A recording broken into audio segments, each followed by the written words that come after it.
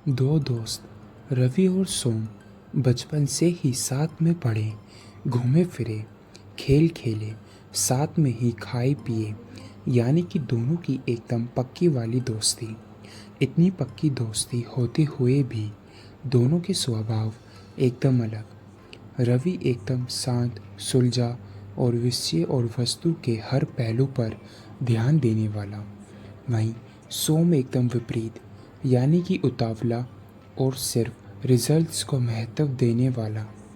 सोम हर काम को जल्द से जल्द करके उसे हटाने के बारे में और सबसे पहले नंबर पर आने के बारे में सोचता। ऐसा करने में उससे कई गलतियां भी हो जाती। रवि कभी किसी काम में जल्दबाजी नहीं करता। वह हर एक काम को सोच समझकर उसके हर पहलू पर गौर करके ही करता। हाँ, थोड़ी देर होती, लेकिन उसके काम में कोई गलतियाँ नहीं होती। एक बार दोनों दोस्त लंबी दूरी से घर को लौट रहे थे। तब सोम ने कहा कि वो रवि से ज़्यादा तेज दौड़ता है। इस बात से रवि सहमत नहीं था, क्योंकि दौड़ने में तो वो भी काफ़ी तेज था। ये बहस एक शर्त में बदल गई। दोनों ने तय किया कि वह जहाँ पर है वहाँ से उनके घर तक की दूरी अब वह दौड़कर तय करेंगे, और जो सबसे पहले घर पहुँचेगा वह विनर होगा।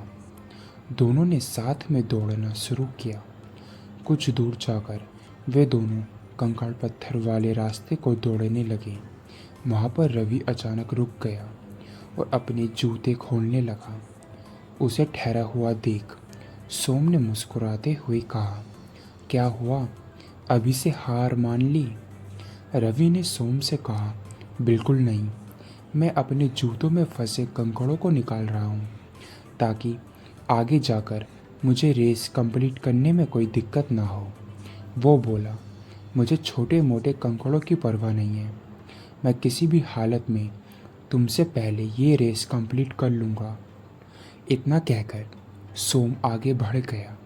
रवि ने अपने जूतों से कंकड़ निकाले और अपनी रेस फिर से शुरू की। अभी आधा ही रास्ता तय हुआ था। रवि दौड़ते दौड़ते सोम तक पहुंच गया। उसने देखा कि सोम की रफ्तार धीमी हो चुकी है।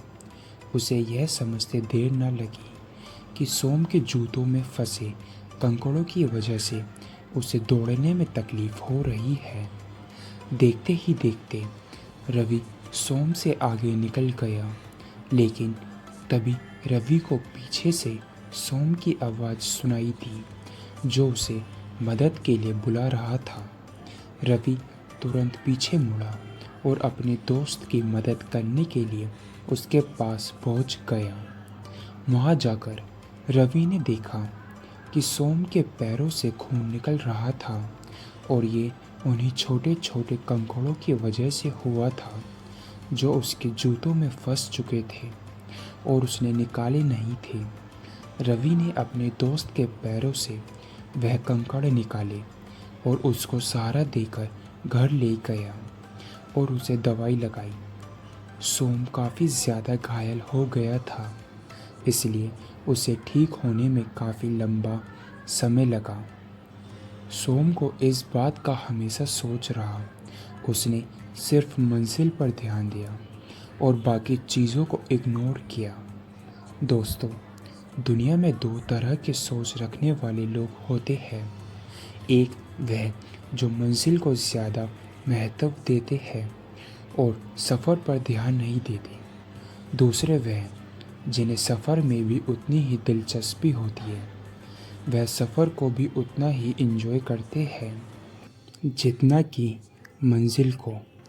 और ऐसे लोग जानते हैं कि मंजिल तक पहुंचने के लिए सफ़र में कई सारी चीज़ों पर ध्यान देना पड़ता है, और आखिर में वही सही सलामत अपनी मंजिल पर पहुंचकर उसका आनंद मना पाते हैं। दोस्तों, ये कहानी हमें बहुत ही महत्वपूर्ण बात सिखाती है। हमें अपनी मंजिल पर ज़रूर फोकस करना चाहिए, लेकिन उस मंजिल तक पहुंचने के सफ़र को अगर हम सोच समझकर तय करे, उसका आनंद लेते हुए तय करे, तो मंजिल पर पहुंचकर हमें ज़्यादा खुशी होगी।